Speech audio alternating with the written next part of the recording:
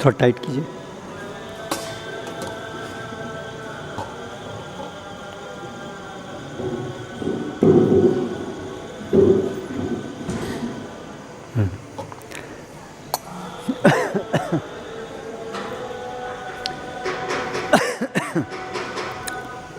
जय राधा माधव कुंज बिहारी।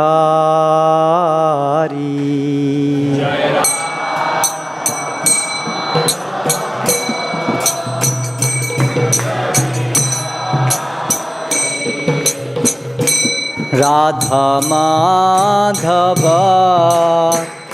कुंज बिहारी।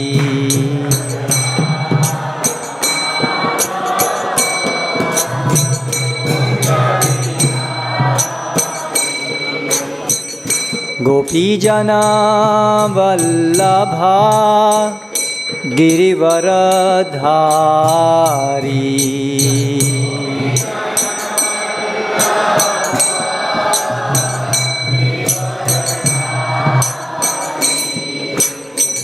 गोपीजना वल्लभा गिरिवरधारी।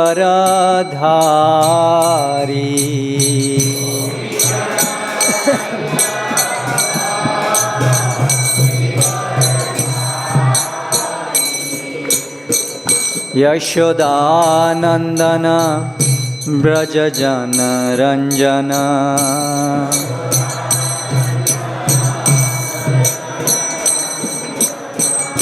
यशोदानंदन व्रजजन रंजन।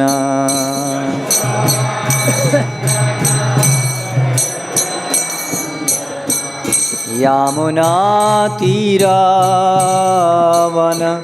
चारी।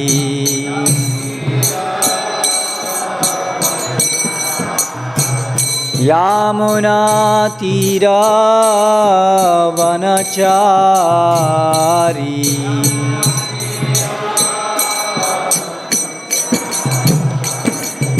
जय राधा माधव कुंज बिहारी।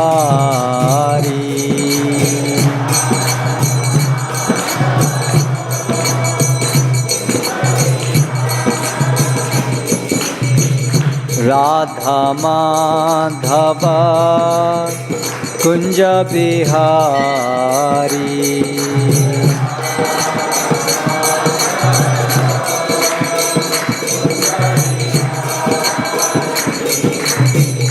गोपीजना वल्लभा गिरिवरधारी।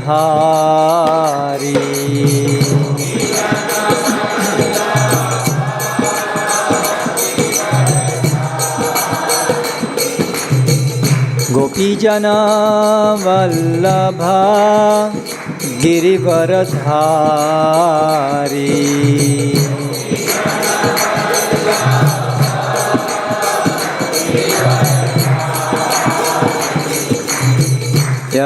यशोदानंदन व्रजजन रंजन।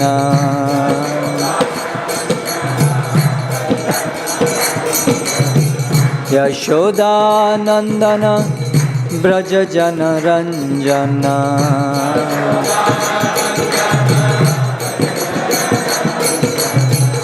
यमुना तीरावनचारी।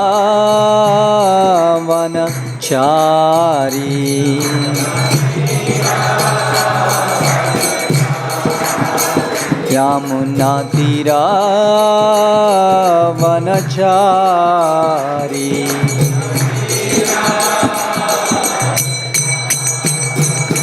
जय राधा माधव कुंज बिहारी।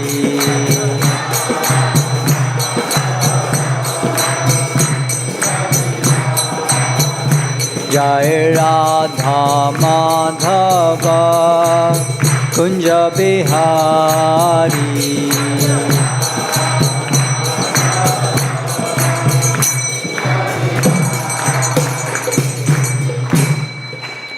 जय ओम विष्णुपाद परमहंस परिव्राजकाचार्य अष्टोत्तर शतशी श्रीमद् अभय चरणारविंद भक्ति वेदांत स्वामी श्रील प्रभुपाद की जय। जय ओम विष्णुपाद परमहंस परिव्राजकाचार्य अष्टोत्तर शतशी श्रीमद् भक्ति सिद्धांत सरस्वती गोस्वामी श्रील प्रभुपाद की जय। अनंत कोटि वैष्णव वृंद की जय। नामाचार्य श्रीला हरिदास ठाकुर की जय। प्रेम से कहो श्री कृष्ण चैतन्य प्रभु नित्यानंद श्री अद्वैत गदाधर श्रीवासादि गौर भक्तबिंद की जय। श्री श्री राधा कृष्ण गोप गोपीनाथ श्याम कुंड राधा कुंड गिरि गोवर्धन की जय। वृंदावन मथुरा धाम की जय। नवद्वीप मायापुर धाम की जय। भक्ति देवी की जय। तुलसी महारानी की जय। समवेत भक्तवृंद की जय। गौर प्रेमानंदे हरि हरि बोल।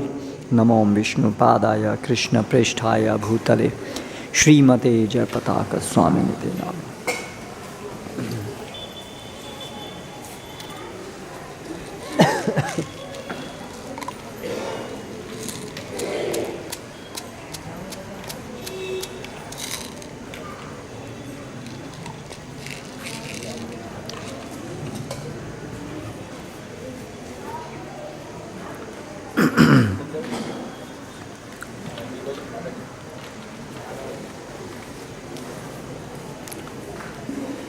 टेक्स्ट 40 करेक्ट 40 श्लोक। ओम नमो भगवते वासुदेवाय।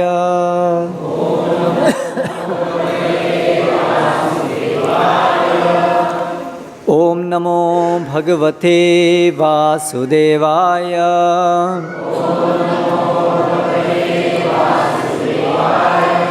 ओम नमो भगवते वासुदेवाय।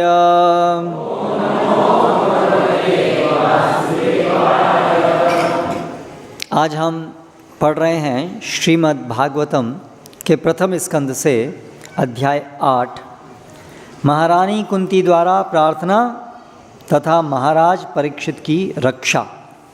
श्लोक क्रमांक 40 आप लोग अपने मोबाइल फ़ोन पर देख सकते हैं। इस्कॉन नवसारी ग्रुप पर भेजा हुआ है। शब्द पाठ। इमे जनपदाः स्ववृद्धाः सुपक्व औषधि विरुधः वन अद्रि नदी उदन्वन्तः हि एधन्ते तव वीक्षितैः। इमे जनपदा सुवृद्धाः सुपक्वौषधिविरुधः वनाद्रिनद्युदन्वन्तो ये धन्ते तव वीक्षितैः। इमे जनपदा सुवृद्धाः सुपक्वौषधिविरुधः वनाद्रिनद्युदन्वन्तो ये धन्ते तव वीक्षितैः। इमे जनपदा सुवृद्धाः सुपक्वौषधिविरुधः वनाद्रिनद्युदन्वन्तो ये धन्ते तव वीक्षितैः।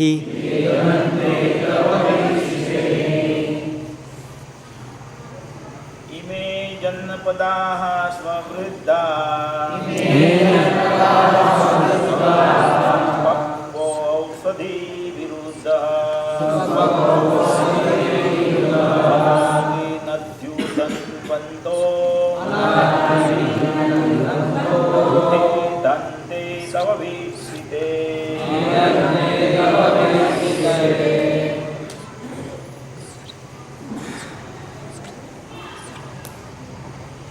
और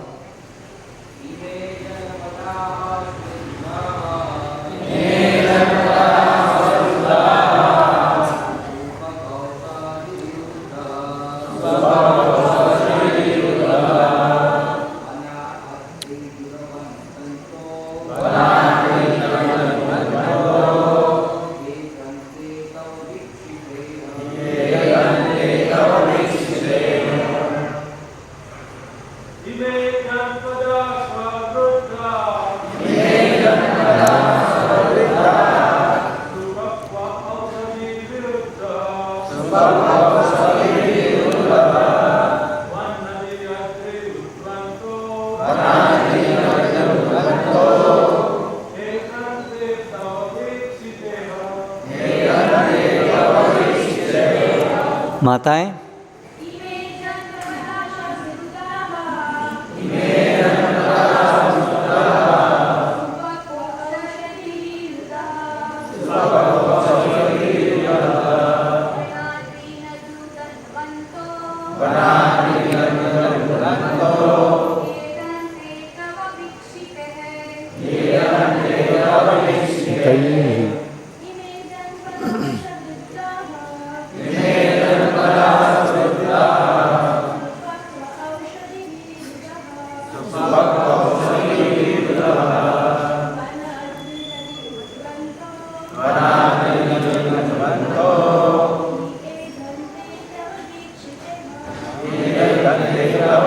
चितैहि।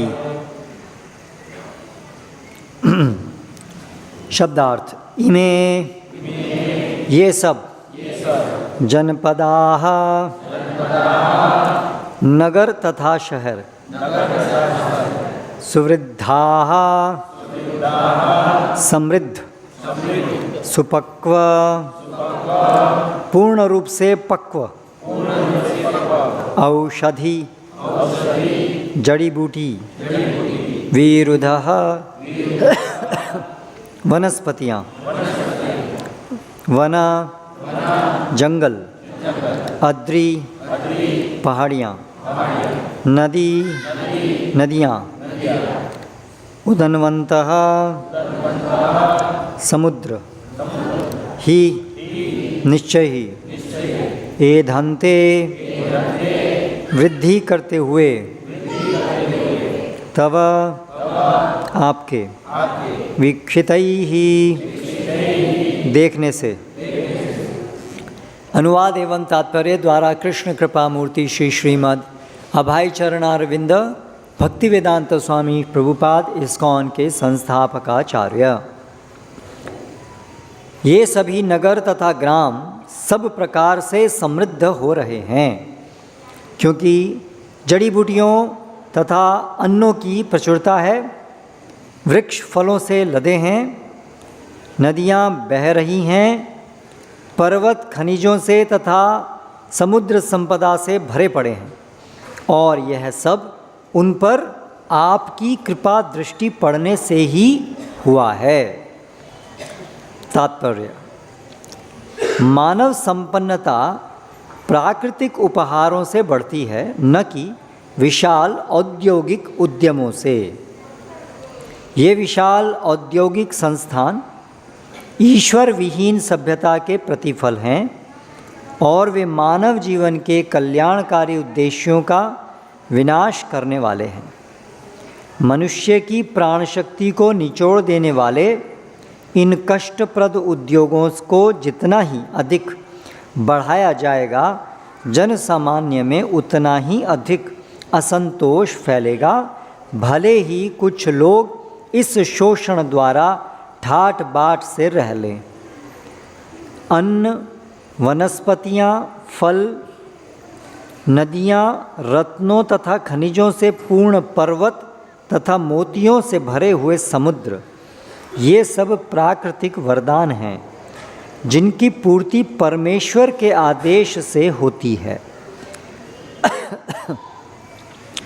और उनकी इच्छा के अनुसार ही प्रकृति उन्हें प्रचुर मात्रा में उत्पन्न करती है या कई बार उनको रोक देती है।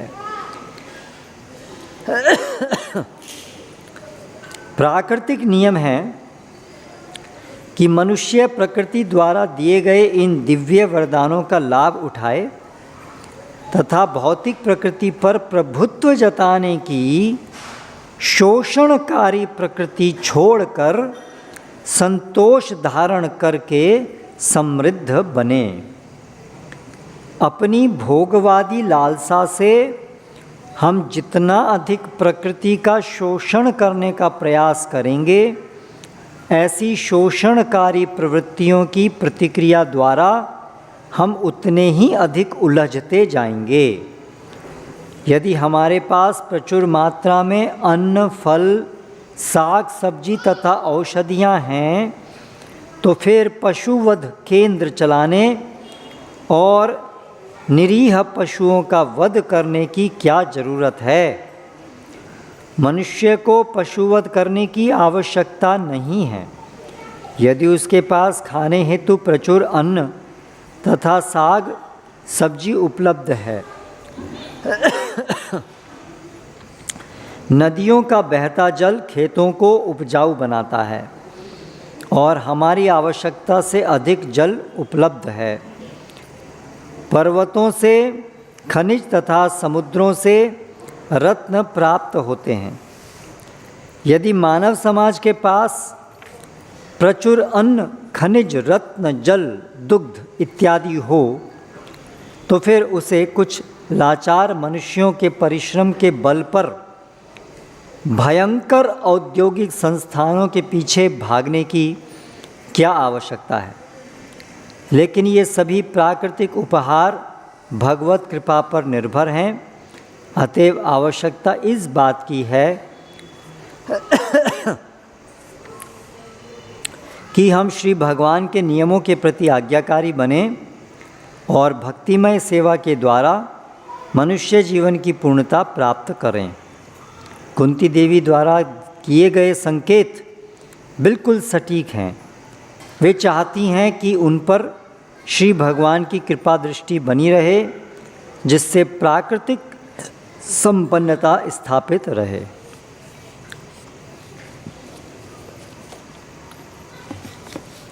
ओम ज्ञानतिमिरान्धस्य ज्ञानञ्जनशलाकया चक्षुरुन्मीलितं येन तस्मै श्रीगुरवे नमः। श्रीचैतन्यमनोभीष्टं स्थापितं येन भूतले स्वयं रूपकदा मह्यं ददाति स्वपदान्तिकं। वन्देऽहं श्रीगुरो श्रीयुतः पदकमलं श्रीगुरून् वैष्णवांश्च श्रीरूपं साग्रजातं सहगणरघुनाथान्वितं तं सजीवं साद्वैतं सावधूतं परिजनसहितं कृष्णचैतन्यदेवं श्रीराधा कृष्णपादान् सहगणललिता श्रीविशाखान्वितांश्च। जय श्री कृष्ण चैतन्य प्रभु नित्यानंद श्री अद्वैत गदाधर श्रीवासादि गौरभक्तवृंद। हरे कृष्ण कृष्ण कृष्ण हरे हरे, हरे राम राम राम हरे हरे।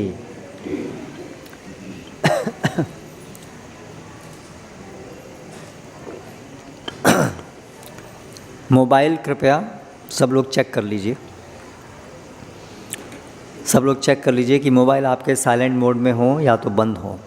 कई बार आप सोचते हैं कि हाँ नहीं बचेगा, लेकिन बचता है। अभी ऑलरेडी 2 लोगों का बच चुका है, तो ये सही नहीं है। इसके लिए हमें जिम्मेदार होना चाहिए। कक्षा में चल रहा है तो हमारी वजह से कक्षा में विघ्न नहीं होना चाहिए। तो ये बहुत ख़राब बात है कि हम लापरवाह रहें, अरे हाँ ठीक है, नहीं रहेगा। This is not good. So please ensure कि आपका मोबाइल साइलेंट मोड पर है। और ये हमेशा ध्यान रखिए, जब भी आप यहाँ सत्संग में आते हैं बाहर से ही, वहाँ से आपका मोबाइल साइलेंट मोड में हो जाना चाहिए। ये एक आधारभूत एटिकेट है। हम श्रवण के लिए आए हैं, श्रवण में हमारी वजह से विघ्न नहीं होना चाहिए। और जिनके बच्चे छोटे हैं, कृपया आप वहाँ थोड़ा पीछे बैठिए, बच्चों की वजह से बीच में डिस्टर्बेंस नहीं हो। बच्चे बीच बीच में घूमे नहीं कहीं पर भी आकर के।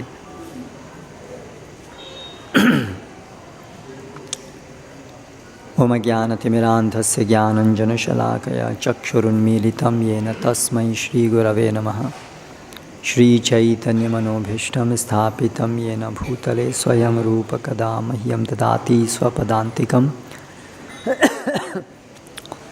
वन्देऽहं श्रीगुरौ श्रीयुतपदकमलं श्रीगुरून् वैष्णवांश्च श्रीरूपं साग्रजातं सहगणरघुनाथान्वितं तं सजीवं साद्वैतं सावधूतं परिजनसहितं कृष्णचैतन्यदेवं श्रीराधाकृष्णपादान् सहगणललिता श्रीविशाखान्वितांश्च। जय श्री कृष्ण चैतन्य प्रभु नित्यानंद श्री अद्वैत गदाधर श्रीवासादि गौर भक्तवृंदा। हरे कृष्णा हरे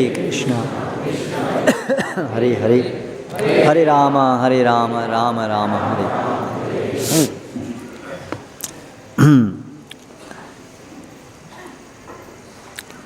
प्रसंग ये चल रहा है कि कुंती महारानी भगवान श्री कृष्ण के सम्मुख प्रार्थनाएं रख रही हैं, क्योंकि भगवान श्री कृष्ण द्वारका जाने को तैयार हैं युद्ध के उपरांत, महाभारत युद्ध के उपरांत, और उन्हें उससे बहुत पीड़ा हो रही है कि भगवान श्री कृष्ण अभी हमें छोड़ के जा रहे हैं। तो सामान्यतया हमें जिनसे लगाव होता है, जब वो हमसे दूर होते हैं तो हमें कष्ट होता है। इस भौतिक जगत में ऐसा जो भी कुछ होता है वो सब वास्तव में भगवान के साथ जो हमें लगाव होना चाहिए वो उसी का बिगड़ा हुआ रूप है। अभी और किसी को वीडियो लेने की, फ़ोटो लेने की आवश्यकता नहीं है। कक्षा के दौरान ऑलरेडी यहाँ पर वीडियो रिकॉर्डिंग हो रहा है, आपको चाहिए तो आपको वीडियो रिकॉर्डिंग बाद में मिल जाएगा, ठीक है। Please no videos, no photographs, just listen, केवल ध्यान से सुनिए 1 घंटा। तो जो भी इस भौतिक जगत के अंदर लगाव हमारे होते हैं अपने सगे संबंधियों से, मित्रों से, वो सब वास्तव में भगवान के साथ जो हमें लगाव होना चाहिए और जो नहीं है उसी का एक बिगड़ा हुआ रूप होता है। तो कुंती महारानी को ये सही लगाव है, क्योंकि उनको कृष्ण से लगाव है, और जो हमें होता है वो उसी का बिगड़ा रूप है, जिसे हमें चाहिए कि हम उसे अभी धीरे धीरे शुद्ध करें और वो सब भगवान की तरफ प्रेरित हो। तो इन प्रार्थनाओं में वो बहुत सारे महान तत्व हमें बता रही हैं। स्वाभाविक है, जो व्यक्ति भगवान के प्रति प्रेम रखता है वो ज्ञानवान तो हो ही जाता है, क्योंकि भगवान सभी ज्ञान के स्रोत हैं। इसलिए जो भी कोई व्यक्ति उनसे संबंधित होता है तो स्वाभाविक रूप से सब उसका ज्ञान हट जाता है, वो महान ज्ञानी हो जाता है। हालांकि कुंती महारानी एक सरल स्त्री हैं, फिर भी उनका जो साक्षात्कार है वो बड़े शास्त्रों के पंडित से भी कहीं ऊंचा है, क्योंकि वो भगवान के एक भक्त हैं इस कारण। तो आज के इस श्लोक में वो ये बता रही हैं कि मनुष्य समाज में, इस धरातल के ऊपर वास्तविक समृद्धि क्या है और ये वास्तविक समृद्धि कैसे प्राप्त होती है, इसका सिद्धांत क्या है, समृद्धि कैसे प्राप्त होती है। सामान्यतया हम सभी ये अपेक्षा करते हैं कि हमारे जीवन में सुख शांति हो, समृद्धि हो, लेकिन वर्तमान समय में विशेष रूप से हम धीरे धीरे इस बात को भूलते जा रहे हैं कि वास्तविक समृद्धि क्या है। जिन चीज़ों को हम समृद्धि मानते हैं वो वास्तव में समृद्धियाँ नहीं है, वो गरीबी है, वो दुर्दशा है, दुर्भाग्य है। लेकिन हमारा पूरा जो दृष्टिकोण है वो इतना तामसिक हो गया है कि हमें जो चीज़ निम्न स्तर की है वो हमें ऊंची दिखती है, और जो ऊंची स्तर की चीज़ है वो हमें निम्न दिखती है।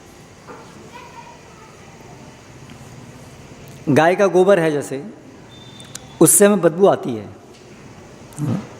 और जो ये अल्कोहल युक्त जो परफ्यूम होता है उसको अपने शरीर के ऊपर छिड़कते हैं। शराब, वो अल्कोहल है ना उसके अंदर, शराब को अपने शरीर पे छिड़कते हैं, उसको हम अच्छा मानते हैं। और गौमूत्र गोबर को उसको हम घृणास्पद देखते हैं। ये क्या दिखाता है कि हम तमोगुण से ग्रस्त हो चुके हैं। इसलिए हमको इस बात का अंदाज़ा नहीं रह गया है कि वास्तव में सुंदर क्या है और भद्दा क्या है, अशुभ क्या है, शुभ क्या है। ये हमारी जो समझने की जो शक्ति है वो ख़त्म हो गई है या उल्टी हो गई है। धर्मम अधर्मम इति वा मन्यते तमसावृता। भगवद गीता में भगवान बताते हैं कि अलग अलग प्रकार की बुद्धि होती है। बुद्धि का कार्य क्या होता है? सही और गलत में भेद करना, ये बुद्धि का कार्य है।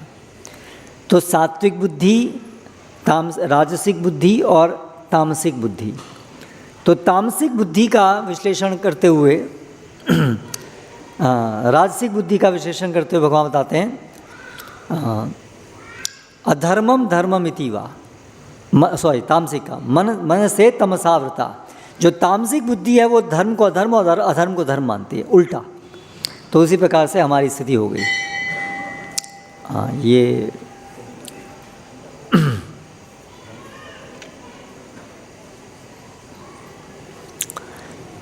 तो हम जो है एक एक करके ये जो तात्पर्य श्रील प्रभुपाद दे रहे हैं उसको एक एक पंक्ति को पढ़ेंगे और उसके ऊपर कुछ टिप्पणी करके चर्चा करके समझने का उसको प्रयास करेंगे।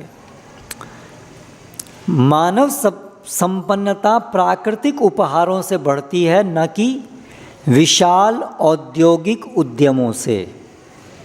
ये है एक वाक्य। तो दो चीज़ इसमें आई हैं, एक प्राकृतिक उपहार की बात हो रही है और दूसरी तरफ है औद्योगिक उद्यम, जिनसे औद्योगिक उद्यमों में जो चीज़ें बनती हैं, गैजेट्स अलग अलग प्रकार के, वो तो वास्तविक समृद्धि प्रभुपाद कह रहे हैं वो किससे आती है? औद्योगिक उद्यमों में तैयार गैजेट्स से नहीं, बल्कि प्राकृतिक संपदाओं से जो हमें उपहार प्राप्त होते हैं वो वास्तव में मानव संपन्नता के प्रतीक हैं ना। यानी कि फैक्ट्री में आज हम देखते हैं कि बहुत सारी चीज़ें बन रही हैं, प्लास्टिक प्रोडक्ट्स, क्रूड ऑयल से डिस्टिलेशन करके उसके अलग अलग कंपोनेंट्स को अलग अलग करके बहुत सारी चीज़ें बन रही हैं। कहीं पर भी हम बैठे हैं, कुछ भी कहीं पर भी हम हाथ लगाएंगे, वहाँ पर आप देखेंगे कि ये जो औद्योगिक उद्यमों के अंदर बनी हुई चीज़ें ही बहुत आयत में चल रही हैं। हर चीज़, कपड़े हैं तो वो भी केमिकल से ही बने हुए कपड़े हैं, है ना। हमारा जो बेड शीट्स हैं वो भी सब उसी से बनी हुई हैं। यहाँ तक कि हमारा जो खाना जो उत्पन्न हो रहा है वो भी उन्हीं रासायनिक चीज़ों से उत्पन्न हो रहा है, उसमें वो चीज़ें हैं। हमारे जो सारे चलने के साधन हैं, ट्रांसपोर्टेशन, ऑटोमोबाइल्स, वो सब उन्हीं चीज़ों से हैं। तो इस प्रकार से पूरी तरह से आज भरमार है औद्योगिक इन उद्यमों के अंदर बनी चीज़ों की। और हम सभी ऐसा ही मानते हैं कि ये कितना अभी जीवन बढ़ोतरी हो रही है, प्रगतिशील मनुष्य, विकास, भारत विकास की आज बात बहुत तेज़ से हो रही है ना। और भारत विकास पूरे विश्व के विकास का एक भाग है। तो पूरे विश्व में विकास जो है हम किसे मानते हैं कि वो जो औद्योगिकरण जो हो रहा है, औद्योगिक ये चीज़ें बन रही हैं, उसको हम विकास मानते हैं, है ना। और वो हमारी जो प्राकृतिक जिन चीज़ों के ऊपर हम सरल रूप से निर्भर रहते थे वो चीज़ों को रिप्लेस कर रही हैं, उनको बदल रही हैं। जैसे कपड़ा, पहले हम जो है सभी प्राकृतिक तरीके से जो कपास होती थी उससे जो कपड़ा बनता था वो सब लोग पहनते थे। लेकिन अभी धीरे धीरे वो कपड़ा जो है बाहर गया और उसकी जगह पॉलिस्टर, नायलॉन, ये सब अलग अलग केमिकल से निर्मित कपड़ा जो है वो आ गया, रिप्लेस हो गया, है ना। उसी प्रकार से ये लकड़ी है, धीरे धीरे लकड़ी की जगह वही आर्टिफिशियल प्लास्टिक है ना। कंस्ट्रक्शन के अंदर भी प्लास्टिक, सब चीज़ों के अंदर प्लास्टिक के चीज़ें वो आ गई हैं।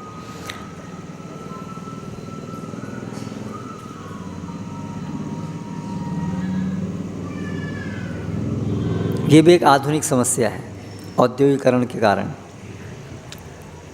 मोबाइल से अटैचमेंट,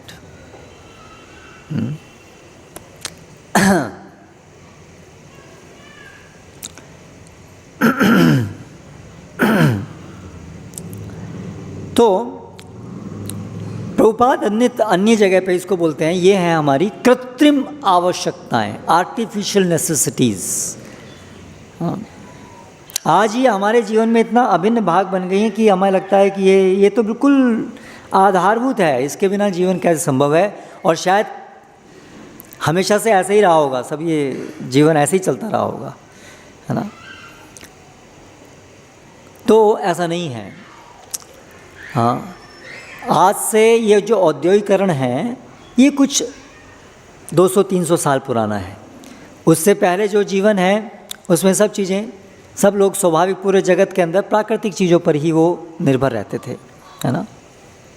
सब चीज़ें, छोटी से लेके बड़ी सब चीज़ें। और इसीलिए जीवन बहुत अलग प्रकार का था, जीवन शैली बहुत अलग प्रकार की थी। बहुत बहुत बहुत बदलाव है। अभी आप यहाँ से जाएंगे, नियॉन लाइट्स हैं ये, तो नियॉन लाइट्स नहीं थी, दीपक का प्रकाश था। इतना उजाला होना ये अननेचुरल है, इतना उजाला नहीं था। हाँ, शाम का समय है तो उजाला थोड़ा चलने फिरने के लिए, और फिर समय रहते सो जाना है ना, सुबह जल्दी उठना है। लेकिन अभी नियॉन लाइट्स हैं, हम रात में भी दिन जैसा काम कर सकते हैं, इसलिए फिर धीरे धीरे उसी प्रकार से हमारी जीवन शैली ढल गई। अभी लोग तो उनका तो एंटरटेनमेंट और ये सब का समय ही 9-10 बजे तो शुरू होता है। बोलो अभी तो रात, अभी आए हैं जॉब से, अभी तो 9-10 बजे अभी तो सीरियल देखेंगे, फिर थोड़ा जाएंगे बाहर घूमेंगे। अभी आजकल 11-12 बजे सोना तो आई थिंक बहुत स्वाभाविक चीज़ है। सब लोग 12 बजे तो सोना, 12-1 बजे तो, जब 12-1 बजे सोएंगे तो सुबह कितने बजे उठेंगे। तो आप देखिए कैसे पूरा परिवर्तन हो गया है हर चीज़ में। तो क्या ये कृत्रिम चीज़ें, क्या ये संपन्नता है? तो प्रभुपाद कह रहे नहीं, ऐसा नहीं है। ये विशाल औद्योगिक संस्थान ईश्वर विहीन सभ्यता के प्रतिफल हैं और वे मानव जीवन के कल्याणकारी उद्देश्यों का विनाश करने वाले हैं। आगे क्या कह रहे हैं प्रभुपाद? विशाल औद्योगिक संस्थान, बड़ी बड़ी इंडस्ट्रीज़, ये ईश्वर विहीन सभ्यता के प्रतिफल हैं। ये ईश्वर विहीन सभ्यता के प्रतिफल हैं। ये भगवान को स्वीकार करने वाली सभ्यता नहीं है, ये भगवान को अस्वीकार करने वाली सभ्यता के प्रतिफल हैं। तो ऐसा कैसे, हम क्या संबंध है औद्योगिक, बड़े बड़े उद्योगों का और ईश्वर विहीन समाज का क्या संबंध है? बड़े बड़े उद्योगों के होने से हम ईश्वर विहीन कैसे माने जाएंगे? हम तो देखते हैं कि हमारे बड़े बड़े साइंटिस्ट जो हैं, जब स्पेसशिप भेजते हैं, है ना, तो भी मंदिर में जाके प्रार्थना करते हैं।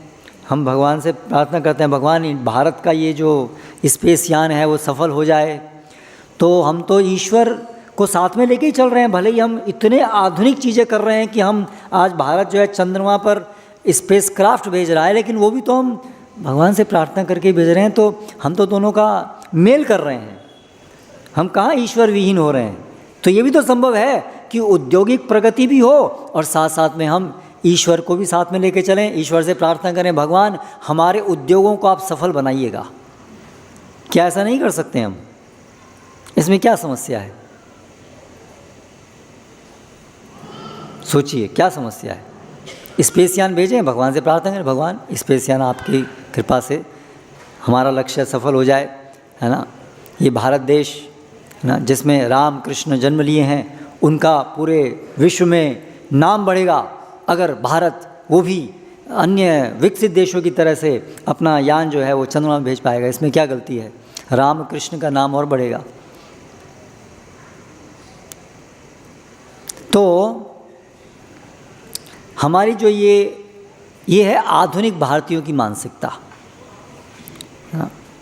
हम जो हैं भगवान को केवल, अंग्रेजी में बोलते हैं उसको लिप सर्विस, केवल ऊपर से बोलने के लिए बोलते हैं कि हम भगवान, हाँ भगवान में मानते हैं। सामान्यतः ज़्यादातर हिंदू धार्मिक लोग सब बोलते हैं भगवान में तो मानते हैं, भगवान में मानते हैं। भगवान में मानने का मतलब क्या है? पिताजी हम आपको मानते हैं, लेकिन पिताजी आपकी बात नहीं मानते हैं। ये क्या पिताजी को मानना हुआ? पिताजी को मानते हैं, बाकी पिताजी की बात नहीं मानते हैं। तो भगवान, हम आप में, हमारा आप में विश्वास है कि आप हैं, बाकी आप हमसे क्या चाहते हैं वो हमें ना कुछ पता है, ना हमें पता करना है, ना उसमें हमारी कोई श्रद्धा है ना। लेकिन हाँ आप हैं, हम जानते हैं, बस हमारा काम हो गया। इसे कहते हैं लिप सर्विस, केवल ऊपर ऊपर से बोलना। तो क्या भगवान चाहते हैं कि ये हमारा जीवन इस प्रकार से हो कि हम चंद्रमा पे जाएं और वहाँ जा कर के देखें कि भाई वहाँ क्या है, और वहाँ की मिट्टी लेके आएँ और शोध करें वहाँ जीवन है क्या है, और फिर प्लानिंग करें कि भाई नवसारी में जगह कम पड़ रही है तो अगली सोसाइटी जो है वहीं बनानी है।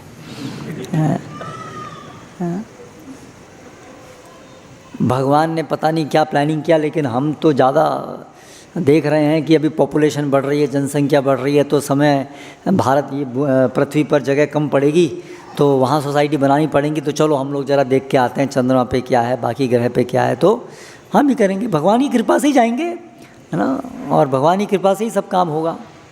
तो भगवान को मानते हैं, लेकिन भगवान की क्या इच्छा है, भगवान हमें कौन सी जीवन शैली देखना सिखाते हैं, भगवान हमें कैसे जीना चाहिए, वो क्या चाहते हैं, वो हम लोग कोई जानना नहीं चाहते हैं।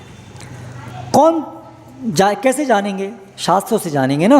भगवान ने यहाँ दिया है मुझे क्या चाहिए, आपको कैसे जीना है, हमें कैसे जीना है, मनुष्य सभ्यता कैसे फलेगी फूलेगी और क्या उसका उद्देश्य होना चाहिए, उसे कैसे जीना चाहिए, ये सब भगवान ने बताया है शास्त्रों में।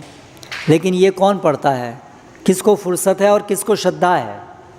अपने मन से हम लोग बस भगवान को मानते हैं, बाकी सारा कंटेंट जो है पूरा वो सब तो हम फिल करते हैं। हमें क्या बनना है, क्या करना है, मनुष्य जीवन का उद्देश्य क्या होना चाहिए, अपने तर्क से हम लोग सब बनाते हैं, है ना। इसको ही कहते हैं केवल ऊपर ऊपर से भगवान को मान लेना, बाकी कुछ नहीं मानना। इसलिए ये ईश्वर विहीन सभ्यता है। भगवान श्री कृष्ण, हम लोग यहाँ आते हैं सभी हिंदू लोग, भगवान कहते हैं भगवान कृष्ण हमारे भगवान हैं, हमारे इष्ट देव हैं, है ना।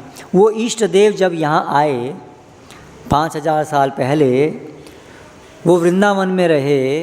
वृंदावन का जीवन आप जो देखते हैं, वो कृष्ण जो उनका जो जीवन है उसमें आपको कहीं दिखे ये प्लास्टिक और ये ऑटोमोबाइल्स और ये सारी औद्योगिकरण, ये दिखा आपको? भगवान कौन सी फैक्ट्री को स्थापित किए? भगवान तो गाय चराते थे, गोपालन, और बलराम जी हल, खेती। जिससे हमको आज सबसे घृणा है, वो हमारे इष्ट देव को सबसे प्रिय है। इसलिए हमें किससे घृणा है? किससे घृणा है? हमें भगवान से घृणा है। स्वीकार नहीं करना चाहते हैं, गहराई से देखेंगे तो तथ्य यही है, क्योंकि भगवान की जीवन शैली से हमें घृणा है। हमारे कितने लोगों के घरों में हम लोग अभी गाय पालते हैं, गाय पालना चाहते हैं, गाय रखना चाहते हैं। कार घर में जरूर है, गाय घर का प्लानिंग करते हैं हम लोग सब, उसमें कहीं गाय का स्थान नहीं होता है। हाँ, कार का जरूर होगा, घर में जितने सदस्य उनकी कारों का होगा, लेकिन गाय का नहीं होगा। कितना दूर हम निकल गए हैं, उसके बारे में विचार भी नहीं आता है। हम में से कौन चाहता है कि हमारा बच्चा गाय चराए? गाय चराए, ये क्या है? अरे हम तो इंजीनियर बन के वो फैक्ट्री में जा कर के बड़ा साहब बने। अब बड़ा साहब बनेगा कि टेक्नीशियन बनेगा वो पता नहीं, पर हाँ कुछ ना कुछ इंडस्ट्री में होना चाहिए बस।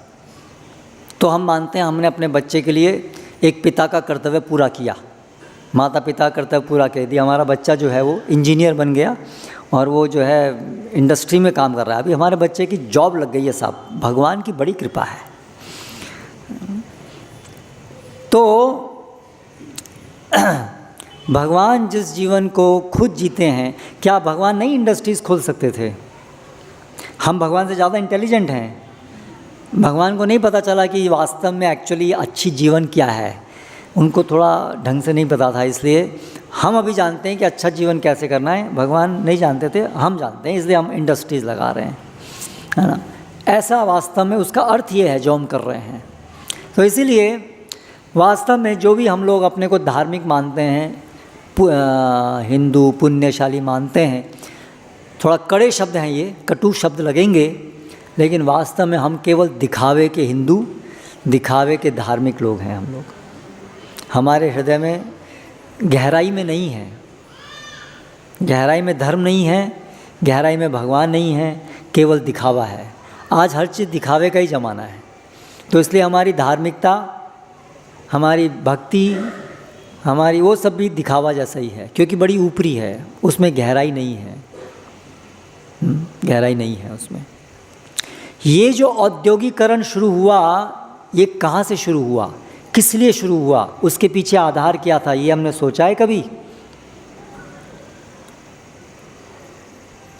ये औद्योगिकरण शुरू हुआ, अगर आप इतिहास में जाएंगे, यूरोप के अंदर औद्योगिक क्रांति आई। अगर आप इतिहास में जाएंगे, औद्योगिक क्रांति के नाम से वो जानी जाती है। उससे पहले एक हिंदी में उसे क्या कहेंगे मुझे पता नहीं, एनलाइटनमेंट एरा, उसका कुछ शब्द है हिंदी में, मुझे अच्छे से ध्यान नहीं है। एक समय जिसमें कि तर्क से हर चीज़ को समझने का प्रयास करो, और तर्क से इस पूरे संसार को कैसे ये चल रहा है इसको हम तर्क से जानेंगे। और ये जो है कि एक भगवान है, किसी ने सृष्टि बनाई है, ये सब रूढ़िवादिता है। ये सब जो लोग, वो बंदर की औलाद, अभी जिनका विकास नहीं हुआ है, वो लोगों ने ऐसा सब सोचा कि ये सब भगवान है। उनको विज्ञान उनको नहीं पता था, उनको समझ में नहीं आया है कि डार्विन वाद वो बताता है कि हम सब वास्तव में अपने आप धीरे धीरे विकसित हुए हैं, ये भगवान कोई नहीं है।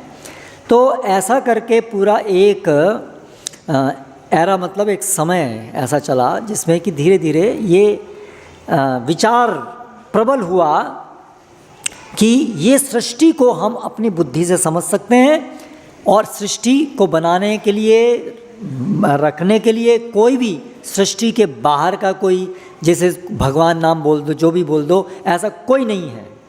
जो दिखता है वही सत्य है, ऐसा कोई व्यक्ति है ही नहीं, दिखता ही नहीं है, तो इसलिए वो नहीं है। और हमें जो दिखता है वो क्या दिखता है कि हमें अधिक से अधिक सुख चाहिए, और सुख किस चीज़ों में है, इस भौतिक जगत की जो चीज़ें हैं उसमें है। और इन चीज़ों को हम अभी अपने तर्क लगा करके, बुद्धि का उपयोग करके, तकनीकी का विकास करके, हम अलग अलग उद्योग लगा करके और नई नई चीज़ें बना करके जो भी समस्या है उसका हम निदान, उसका हम सॉल्यूशन इन टेक्नोलॉजी से करेंगे, और उससे जो भी जीवन की समस्या है सबका हम निवारण कर देंगे। और ऐसा सुख का स्तर हम मनुष्य समाज को प्रदान करेंगे जिसकी कल्पना भी आज तक लोगों ने नहीं की थी। कभी लोगों ने कल्पना की थी कि हम लोग हवाई जहाज़ में ऐसे उड़ेंगे, है ना, 1000 किलोमीटर्स पर आवर की स्पीड से हवा में तैर रहे हैं, है ना। वो सुख कहाँ कभी किसी ने सोचा था? केवल पैर पे चलते थे या बैलगाड़ी में चलते थे, उन्हें क्या कभी सोचा था? लेकिन आज देखिए कि ऐसी चीज़ विज्ञान ने हमको दी है जिसकी हम कल्पना भी नहीं करते थे, ऐसे सुख की, है ना। आज हमें चलना भी नहीं पड़ता है, एयरपोर्ट पे आप जाएंगे तो खड़े रहिए, अपने आप चलेंगे, अपने आप ऊपर जाएंगे, है ना। हर चीज़ मशीन करेगी, बस आप तो एक जगह बैठ कर केवल इच्छा कीजिए। जैसे भगवान नहीं है, भगवान एक जगह बैठे केवल इच्छा करते हैं, हम लोग भगवान ही तो बनना चाहते हैं। प्रयास तो वही है हमारा, जब से आए हम इस जगत में, करोड़ों करोड़ों साल से, हर चीज़ के अंदर प्रयास हमारा वही है। ठीक है, तो यहाँ से ये समय शुरू हुआ औद्योगिक क्रांति मेडिकल फील्ड में हो, हर चीज़ में तरक्की तकनीकी, और उससे हम सब चीज़ों का समाधान कर देंगे। ये प्रगति का दौर शुरू हुआ, इसे कहा गया प्रगति का दौर।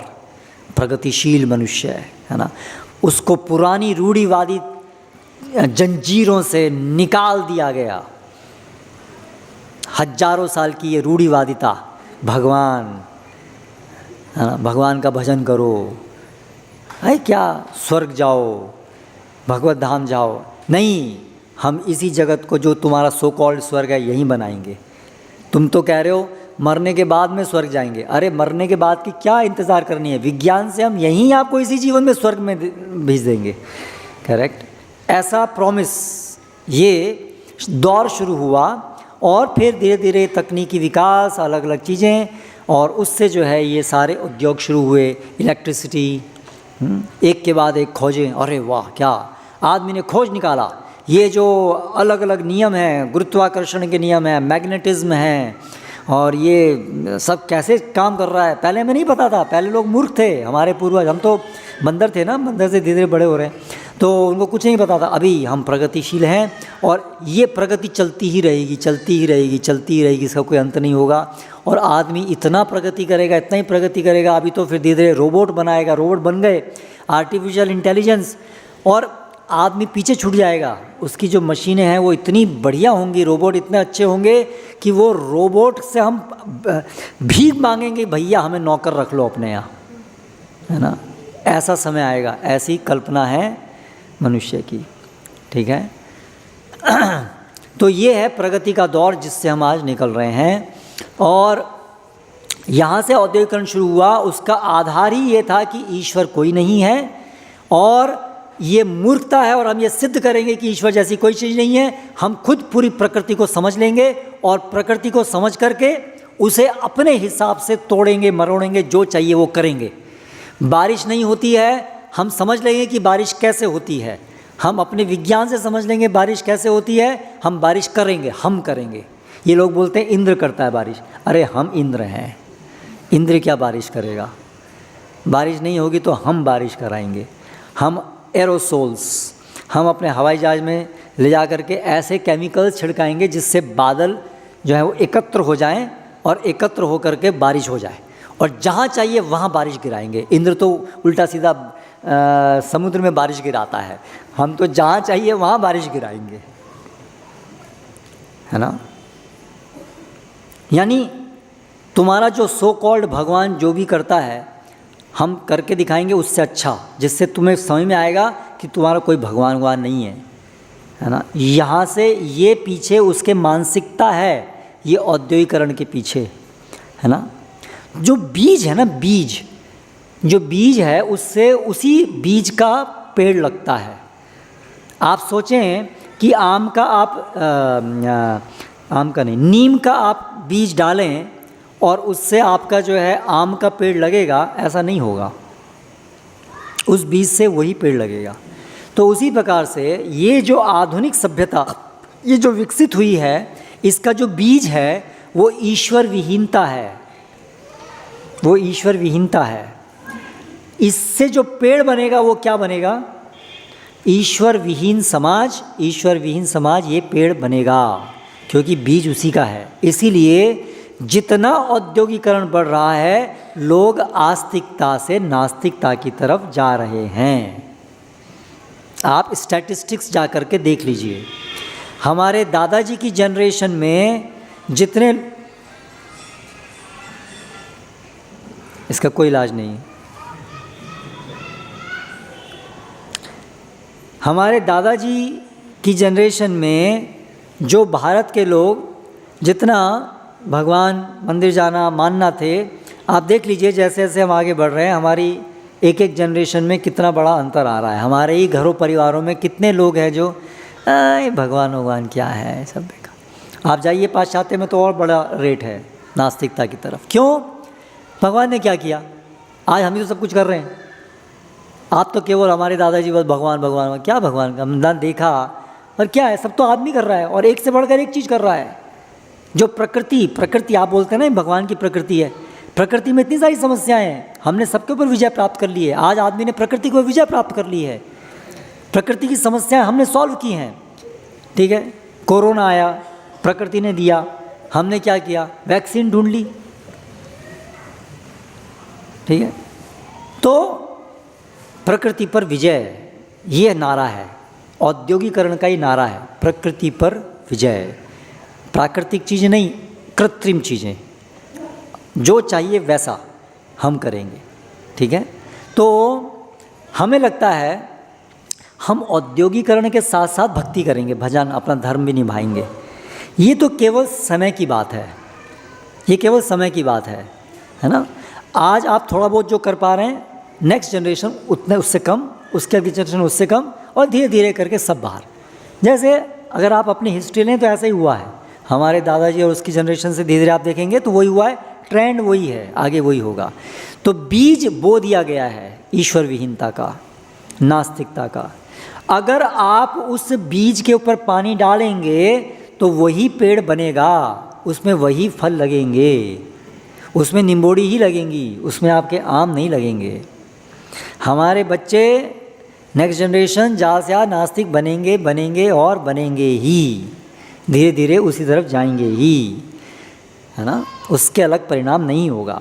तो इसलिए प्रभुपाद कह रहे हैं ये ईश्वर विहीन सभ्यता के प्रतिफल हैं, ये औद्योगिकरण की जड़ वही है। धार्मिकता की क्या है, भगवान ने ये सृष्टि बनाई है, भगवान ने हमें जीवन का तरीका बताया है, ये तरीका है। प्राकृतिक संसाधन, जो भगवान ने प्राकृतिक संसाधन दिए हैं उस पर निर्भर रहना सीखें। औद्योगिकरण भी अंततः तो प्रकृति पर ही निर्भर है, अंततः तो भगवान की प्रकृति के अलावा और क्या है। लेकिन भगवान नहीं चाहते कि हम अपनी औद्योगिकरण में, उद्योगों के अंदर इन प्राकृतिक संपदाओं को अपने मशीनों के द्वारा उसको फेर बदल करके कृत्रिम रूप की चीज़ें बनाएं। नहीं, आधारभूत केवल जो हमारी आवश्यकताएं हैं उन्हीं के लिए हम प्रयासरत रहें, है ना। अगर हमारे को शरीर दिया है कि हम ये ज़मीन पर चलें तो हमें आकाश में उड़ने की इच्छा क्यों होनी चाहिए, ये कृत्रिम है। पक्षी को वो गुण दिया है, आपको उड़ना है तो आपके कर्म के अनुसार जब पक्षी बनोगे तब उड़ लेना जितना उड़ना है ना, वो कर्म के अनुसार प्राप्त होगा। ये प्रकृति का सिद्धांत है। जो भी आधारभूत आवश्यकता है उसमें संतुष्ट होना सीखना। लेकिन हमें आधुनिकता क्या सिखाती है, कभी भी संतुष्ट नहीं होना, कितना भी कुछ हो जाए संतुष्ट नहीं होना। असंतुष्टि सिखाती है, लोभ पे आधारित है हमारी आधुनिक विचारधारा। आधुनिक सभ्यता के पीछे जो विचारधारा है वो लोभ है, ग्रीड, है ना। इसीलिए कोई आदमी संतुष्ट नहीं है और इसलिए डिप्रेशन और सब प्रकार के मानसिक रोग आते हैं, क्योंकि बीज ये है बचपन से सबको। हाँ, स्काई इज़ द लिमिट, ये हमारा नारा है, correct. Sky is the limit, तुम्हारी प्रगति का कोई मर्यादा नहीं है, बढ़ते जाओ। और प्रगति क्या है, प्राकृतिक संसाधनों का शोषण करना, उसे अपने हिसाब से बदलना, तोड़ना मरोड़ना, ये हम इसको प्रगति मानते हैं। तो ये ईश्वर विहीनता है, ये प्रभुपाद जी कह रहे हैं। फिर प्रभुपाद जी आगे कह रहे हैं मनुष्य की प्राण शक्ति को एक और बात, और वे मानव जीवन के कल्याणकारी उद्देश्यों का विनाश करने वाले हैं। ये स्टेटमेंट बहुत महत्वपूर्ण है।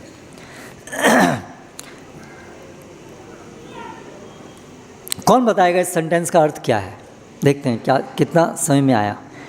मानव जीवन के कल्याणकारी उद्देश्यों का विनाश करने वाले हैं ये विशाल औद्योगिक संस्थान। हाथ उठाइए जो बताना चाहते हैं। हाँ,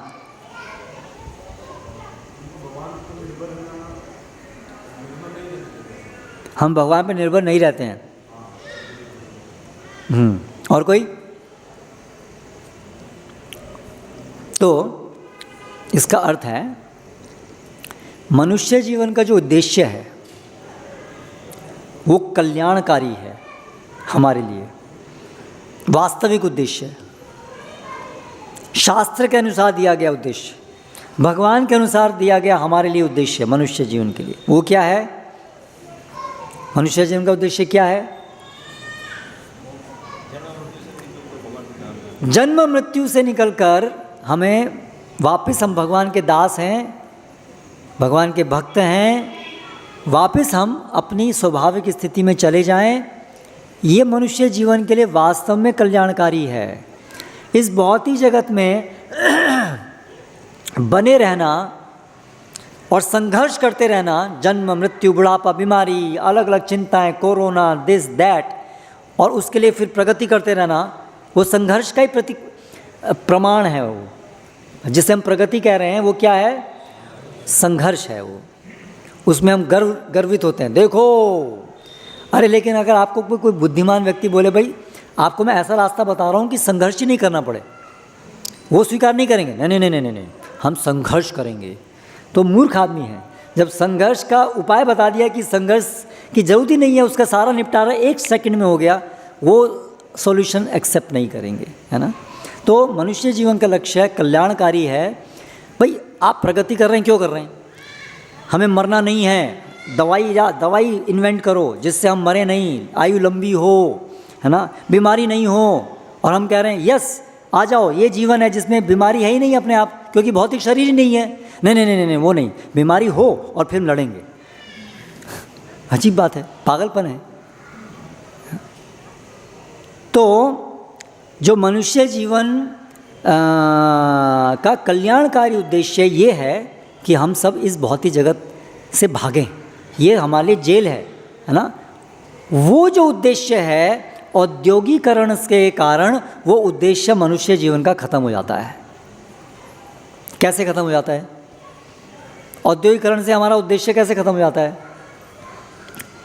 क्योंकि ये औद्योगिकरण के कारण हमारा ढाढ़स जब बन जाता है कि शायद हम जन्म मृत्यु के ऊपर विजय यहीं प्राप्त कर लेंगे, हमें कोई ज़रूरत ही नहीं है, सब कुछ ठीक हो जाएगा, सारी समस्याओं का समाधान हम कर लेंगे। ऐसी दुराशा जो कभी पूरी नहीं होने वाली है, हमें लगता है कि ऐसा हो जाएगा।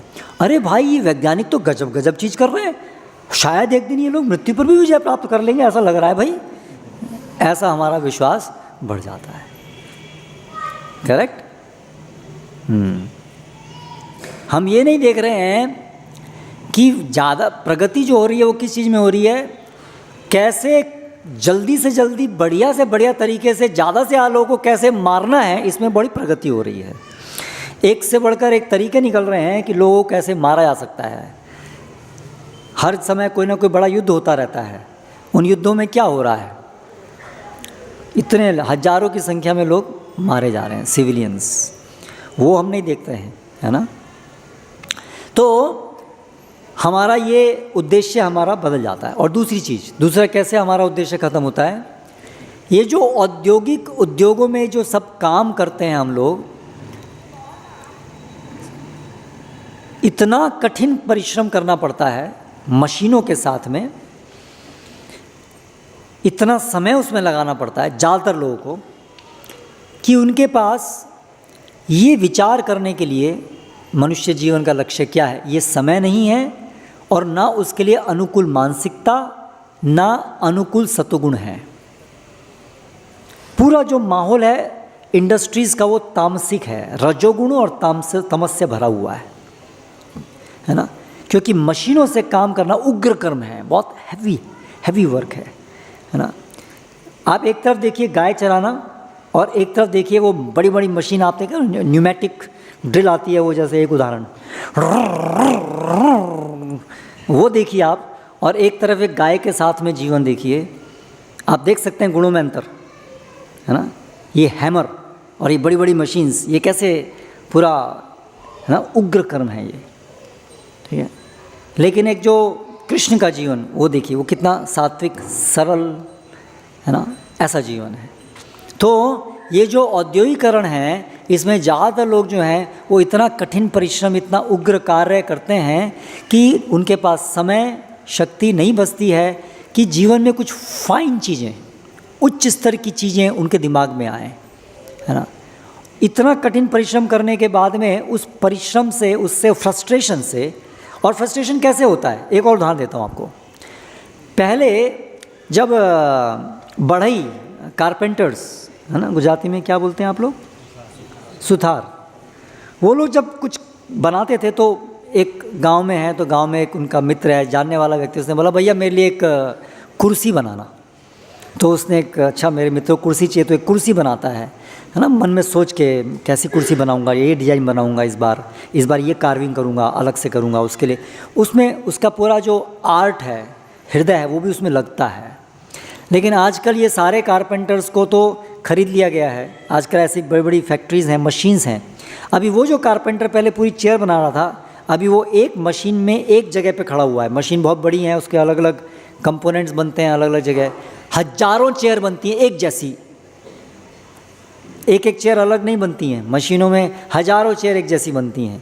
और एक कारपेंटर को केवल पूरे दिन में क्या काम करना है, बस एक ही सा काम करना है, एक जैसा काम करना है उसे, ठीक है। तो वो जो एक मानसिक संतुष्टि मिलती थी एक कारीगरी करके, एक आर्ट्स, है ना, एक आर्ट्स के अंदर एक संतुष्टि मिलती है ना, अब वो चीज़ तो ख़त्म हो गई, क्योंकि चेयर बना ही नहीं रहा है। वो क्या कर रहा है, केवल एक बस एक ही काम कर जा रहा है वो। तो असंतुष्टि है ना, हृदय खाली है, भावनाएं नहीं है, हार्ड वर्क है।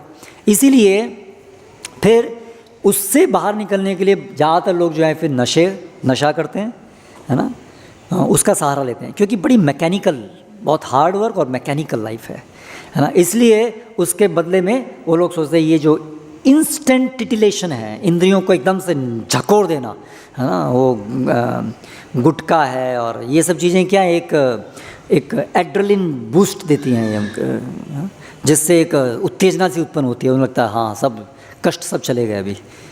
और आप देखिए ऐसे हैवी वर्क करने से पहले लोग ये खा के आते हैं, अभी काम करना है तो ये डोज चाहिए इसकी, एक है ना, बूस्ट चाहिए अभी एक, करेक्ट। सो ये काम ऐसा है, उग्र कर्म है, ये अस्वाभाविक है, मनुष्य के लिए इस प्रकार का कार्य करना अस्वाभाविक है। इसीलिए उसके अंदर ये जो हायर थॉट्स हैं, जीवन का लक्ष्य आखिर क्या है, सब जगह दुख है, क्यों हम ये कर रहे हैं, मनुष्य हम क्यों आए हैं, ये जो चीज़ें हैं, ये विचार करने की शक्ति खत्म हो जाती है ना। तो इसलिए मनुष्य जीवन का उद्देश्य है। और अगर विचार आता भी है तो टाइम किसके पास है, कुछ भगवान का काम है, हमेशा ये बताए अरे भैया टाइम कहाँ है, देखो जॉब में यहाँ आए, यहाँ थके हुए आते हैं, अभी कब करेंगे, क्या करेंगे, है ना। और टेंशन इतनी है, टारगेट्स हैं बड़े बड़े, कोई कंपटीशन है सबके अंदर, है ना, सबको भगवान बनना है, इसलिए बहुत कंपटीशन है भगवान बनने के पीछे, ठीक है। तो इतना कंपटीशन की वजह से इतनी tension tension tension tension tension, तो कहाँ ये फाइनल थॉट्स और कहाँ उसके लिए ये सब समय है। तो इसलिए प्रभुपाद कह रहे हैं कि ये जो मनुष्य जीवन का कल्याणकारी उद्देश्य है वो नाश हो जाता है। तो हमने कुछ प्लास्टिक प्राप्त कर लिया, कुछ ऑटोमोबाइल, कुछ तेज़ गति से हम जा रहे हैं, एसी है, ये है, लेकिन मनुष्य जीवन का उद्देश्य खत्म हो गया, तो क्या फ़ायदा हुआ, क्या फ़ायदा हुआ, ये चीज़ सोचने की है।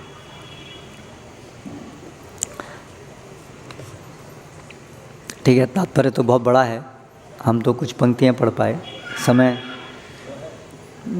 थोड़ा सा है। मनुष्य की प्राण शक्ति को निचोड़ देने वाले इन कष्टप्रद उद्योगों को जितना ही अधिक बढ़ाया जाएगा, जन सामान्य में उतना ही अधिक असंतोष फैलेगा। भले ही कुछ लोग इस शोषण द्वारा ठाट बाट से रह लें, कुछ लोग, इस पूरे औद्योगिक क्रम में क्या होता है, एक पिरामिड बनता है। पिरामिड में क्या होता है, ऊपर बहुत पतला होता है, बेस नीचे बहुत बड़ा होता है। तो इस पिरामिड के अंदर वो जो सबसे टॉप पे है वो सबसे बड़ा शोषण करने वाला है, और सबसे नीचे कौन है, जिनका सबसे ज़्यादा शोषण हो रहा है, ठीक है। और वो शेप पिरामिड की है, यानी पूरे समाज के लोगों को पिरामिड के शेप में बांट दें तो ज़्यादा लोगों का शोषण हो रहा है या ज़्यादा लोग शोषण कर रहे हैं। जिनका शोषण हो रहा है जितना ज़्यादा वो सबसे नीचे हैं और वो ज़्यादा है संख्या में, ठीक है।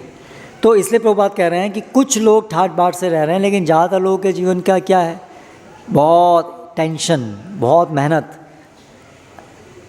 रिस्क, पता नहीं कब जॉब चली जाए, पता नहीं क्या हो जाए, ये हो जाए, वो हो जाए, केवल एक दाल रोटी, ज़्यादातर लोगों के लिए कोई लग्जरी लाइफ नहीं जीते हैं ज़्यादातर लोग, है ना। ज़्यादातर लोग के तो यही बिना रसायन की अनाज मिलना भी असंभव है, दूध मिलना भी, शुद्ध दूध मिलना, घी मिलना भी असंभव है ज़्यादातर लोगों के लिए आज। ऐसा कैसे हो गया? आप सोचिए ये बात। पहले एक सामान्य गांव का व्यक्ति, लेबर भी होगा, जनरल लेबर भी गांव में, खेती मजूर, उसके घर में भी उसके कई कई संतानें होती थी, कई कई लड़कियां होती थीं, उन सबका वो विवाह करता था उसी गांव के मजूरी के जीवन से। सही बात है ना, है ना, सबका विवाह कर लेता था। ठीक है, फिर हमने और प्रगति की। ठीक है, प्रगति करने से क्या हुआ, अभी फिर हम दो हमारे दो। ठीक है, अभी ज़्यादा बच्चे तो संभालना, उनका देखभाल करना, उनके ऊपर खर्चा करना संभव नहीं रह गया, कम हो गया, है ना। अगर किसी के घर में अभी आज, ऐसे तो ज़्यादा संतान होती नहीं है, पर अगर मान लीजिए आर्ग्यूमेंट सेक के लिए अगर ज़्यादा हैं तो उसको इतनी बड़ी टेंशन हो जाती है कि मैं इनका क्या करूँ, इसको पढ़ाऊँगा कैसे, इसका विवाह कैसे करूँगा, क्या होगा। आजकल वो असंभव हो गया। भाई हम तो प्रगति कर रहे हैं, ज़्यादा आज संपन्नता है ना, तो फिर तो आज ज़्यादा आसान होना चाहिए था। पहले खेती मजूर एक सामान्य बड़े भी कई कई लड़कियों की विवाह करता था, किसी कुछ घर में कुछ समस्या नहीं, लोन लेके नहीं करता था विवाह, है ना, विवाह होते थे, सबके विवाह हो गए। ठीक है, फिर एक ज़माना आया कि भाई अभी जो है कम बच्चे हो। फिर उसके बाद और हमने प्रगति की, तो उस प्रगति में क्या हुआ कि भाई पुरुष की कमाई से केवल काम नहीं चलेगा, दोनों को कमाना पड़ेगा। पहले वो खेत मजूर जो है वो अकेला ही कमाता था, स्त्री जो है वो इस प्रकार से कमाने नहीं जाती थी, या कम से कम चलिए मजूर कुछ करते भी होंगे, लेकिन बढ़ई है या जो वैश्य हैं उनके घर में स्त्रियां जो है वो कभी इस तरह से बाहर कमाने में नहीं जाती थीं। लेकिन अभी शहरी जीवन जैसे जैसे आप देखिए, शहरी जितने आप बड़े लेवल के शहर में जाएंगे, होता है ना ए ग्रेड शहर, बी ग्रेड, सी ग्रेड, जितना आप बड़े शहरों में जाएंगे उसमें क्या ट्रेंड है, एक की कमाई से काम नहीं चलेगा। आप पाश्चात्य जगत में जाएंगे तो संभव ही नहीं है। ठीक है, तो अभी एक की कमाई से काम नहीं चल रहा है, बच्चे कम कर दिए, उसके ऊपर भी अभी और क्या हो गया, फिर भी कम करने पर भी एक की कमाई से काम नहीं चलेगा, दो को कमाना पड़ेगा। फिर हमने और प्रगति की, अभी दो की कमाई से भी काम नहीं चलेगा, अभी लोन लेना पड़ेगा। ठीक है, सब लोग लोन पे जी रहे हैं, दोनों कमा रहे हैं, लोन ले रहे हैं, बच्चे नहीं हैं, फिर भी इतना सारे हम कर्ज में हैं। तो ये प्रगति है, ये संपन्नता है, ये क्या है, ये हमें विचार करना चाहिए। पहले वो जो सामान्य व्यक्ति जिसके कई कई जिसने विवाह कर दिए, 10-10 बच्चे, सबके विवाह हो गए, क्या खाते थे आप बात कीजिए। घर में दूध, घी, ये सब की रेल फेल रहती थी। ठीक है, आज कहाँ हैं वो, आज जो बड़े बड़े लोग भी हैं, कहाँ उनको ये घी ऐसा सब कुछ खाने को मिलता है ना। कपड़े सब लोग जो हैं वो हैंडलूम, हाथ का बना हुआ, कपास का बना हुआ, हाथ से काता हुआ कपड़ा पहनते थे। आज आप वो कपड़ा बाहर खरीदने जाएंगे, आपको पता है उसकी कीमत कितनी है। केवल भारत का प्रधानमंत्री या बड़े बड़े उद्योगपति ही वो पहन करके घूम सकते हैं। पहले वो गांव का हर आदमी पहन के घूमता था। आज ऑर्गेनिक जिसको हम खाना बोल रहे हैं कि भाई आज ऑर्गेनिक शॉप, जिसमें गेहूं कितना है, 80-90 रुपये किलो का गेहूं है। सब्जी लेने जाएंगे तो बहुत बड़े बड़े दाम हैं। गुड़ 130 रुपये है। हाँ, अभी ये कितने लोग इसको खा पाएंगे ऑर्गेनिक। पहले गांव में हर आदमी ऑर्गेनिक ही खाता था भाई। गांव का हर आदमी ऑर्गेनिक ही खाता था, इनऑर्गेनिक कुछ था ही नहीं, सब अफोर्ड कर पाते थे। आज कौन अफोर्ड कर पा रहा है? तो ये संपन्नता बढ़ रही है कि घट रही है हमारी, ये हमें विचार करना चाहिए। ठीक है, तो ये चीज़ यहाँ पर प्रभुपाद जी समझा रहे हैं कि ये हमें मूर्खता है ये सोचना। वास्तविक संपन्नता प्राकृतिक चीज़ों से आती है, और उसके लिए हमें क्या करना पड़ेगा, बहुत महत्वपूर्ण पॉइंट, वो सब भगवान की इच्छा से, भगवान जब संतुष्ट होते हैं, जब हम भगवान के आदेश के अनुसार जीवन जीते हैं, तब भगवान जब संतुष्ट होते हैं, उससे ये सब संपन्नता होती है, प्राकृतिक संपन्नता उससे होती है ना। तो सब उनके हाथ में है, हमें केवल क्या करना है, हमें उनके आदेश के अनुसार जीना है। तो पर्याप्त मात्रा में अपना वर्षा होगी। भूमि देवी है, वो भी एक उनकी सेविका है ना, भगवान की पत्नी है वास्तव में, भूदेवी। आप मंदिर में जाएंगे दक्षिण भारत में, भूदेवी वो भगवान की अर्धांगिनी है, वो एक देवी हैं। भूमि जड़ पदार्थ नहीं है, हर एक चीज़ के एक अधिष्ठाता देव होते हैं, भूमि देवी हैं। उनकी इच्छा की वजह से वो उत्पादन नहीं हो रहा है। और लेकिन हम कह रहे हैं कैसे उत्पादन नहीं करोगे, हम रसायन डालेंगे, है ना, है ना। तो डालो रसायन। पंजाब में बहुत रसायन डाला, क्या हो गया, पूरी भूमि बंजर हो गई। प्रभुपाद यहाँ लिख रहे हैं, जितना हम प्रकृति का शोषण करने का प्रयास करेंगे, उतना ही हम उसकी जटिलताओं में फंसते जाएंगे। हमने सोचा ये भूमि कैसे उत्पादन नहीं करेगी, हम अपनी बुद्धि से ऐसी चीज़ें करेंगे उत्पादन बढ़ाएंगे, रासायनिक खाद डाला, ये करा वो करा, भूमि बंजर हो गई।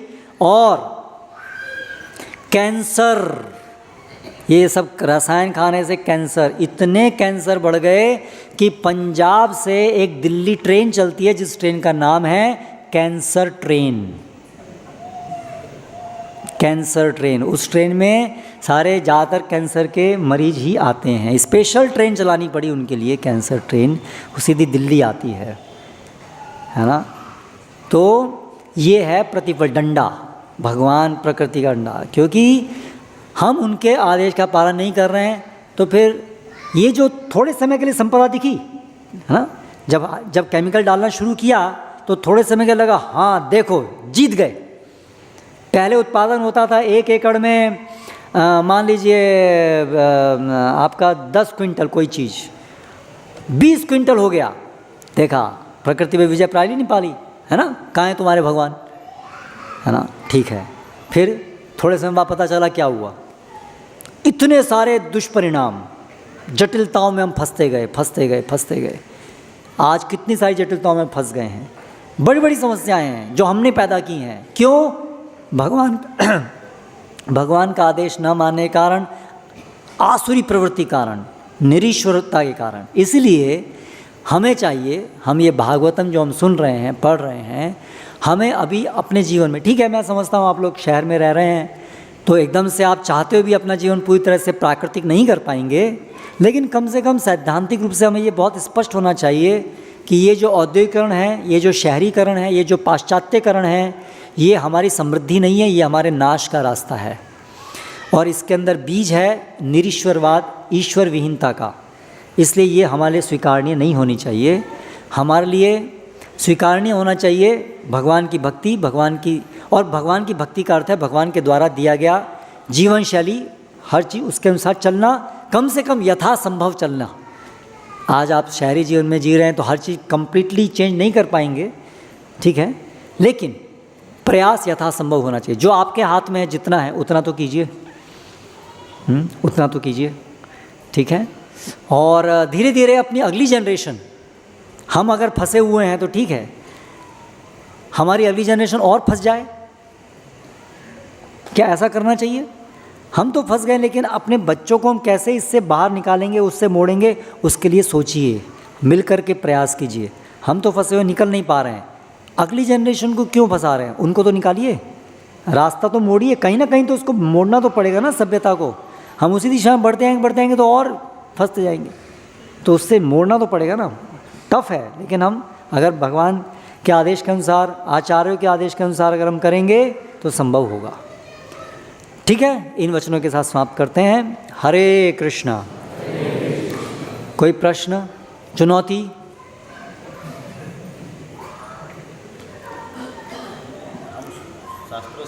माइक नहीं ना, एक माइक का आप वो कर लीजिए ना, एक अरेंजमेंट। अच्छा, हाँ मैं रिपीट कर देता हूँ। हम शास्त्रों से सुनते हैं, हम शास्त्रों से सुनते हैं, और मैंने राधा गोविंद महाराज के एक पूर्व प्रवचन में सुना है,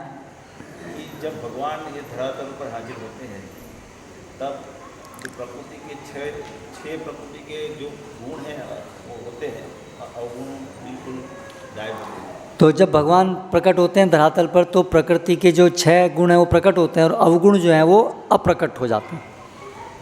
तो हम क्या कल्पना कर सकते हैं जो प्रभुपाद हमें मिशन दिए हैं वर्णाश्रम, तो उसमें ऐसा संभव आगे जाके होगा? तो क्या हम ऐसी अपेक्षा कर सकते हैं कि प्रभुपाद जो हमें मिशन दिए हैं वर्णाश्रम स्थापित करने का, तो उसमें आगे चल करके ऐसा होगा? चैतन्य महाप्रभु की ये भविष्यवाणी है कि ये जो 10,000 साल हैं वो कलयुग के अंदर भी एक स्वर्णिम युग की तरह से हैं। अब उसमें ये जो कलयुग का प्रभाव है वो बहुत बड़े स्तर पे ख़त्म होगा, क्योंकि इस कलयुग में रहते हुए भी लोग कृष्ण भक्ति अपनाएंगे, वो तो सबसे बड़ी बात है। शुद्ध भक्त बनना इतने कलयुग के प्रभाव से में होने पर भी, कलयुग में रहने पर भी, इसलिए वो तो हम देख रहे हैं हो रहा है और हम समझ सकते हैं कैसे होगा। प्रभुपाद बताए कि हमें इस समय में वर्णाश्रम को as much as possible establish करने का प्रयास करना चाहिए। मे नॉट बी 100% जिस प्रकार से एग्जैक्टली सतयुग में था, पहले था, हर चीज़ उस प्रकार से ना भी हो पाए, लेकिन जो इसका सबसे एसेंशियल जो पॉइंट्स हैं वो कम से कम हो पाएंगे। भले उसकी सारी डिटेल्स एग्जैक्टली ना भी हो पाएँ तो भी उसका जो सार रूप में जो है वो चीज़ हो पाएंगी। जैसे आसुरी जो पाप में जीवन है वो कम से कम रुकेगा, वो कम से कम रुकेगा, क्योंकि जब तक लोग पाप करेंगे तब तक कैसे भगवत धाम जाएंगे। इससे कम से कम पाप में जीवन रुकेगा, ये तो हम समझ सकते हैं। हाँ, बिल्कुल एग्जैक्टली कितनी हद तक वो कली का समय का प्रभाव कितना हटेगा वो हम नहीं जानते हैं, कितनी हद तक वो क्या होगा, लेकिन उसका जो एसेंस है वो तो हो ही जाएगा। भगवत भक्ति सबको प्राप्त होगी, सबसे इम्पोर्टेंट चीज़ तो वो है, वो प्राप्त होगी। और उसके लिए जो भी अनुकूल वातावरण जितना यथासंभव जरूरी है उतना होगा।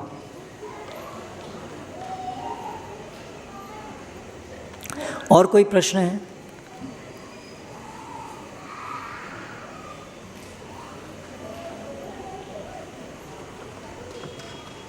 ठीक है, तो समाप्त करें यहाँ पर। श्रील प्रभुपाद की जय।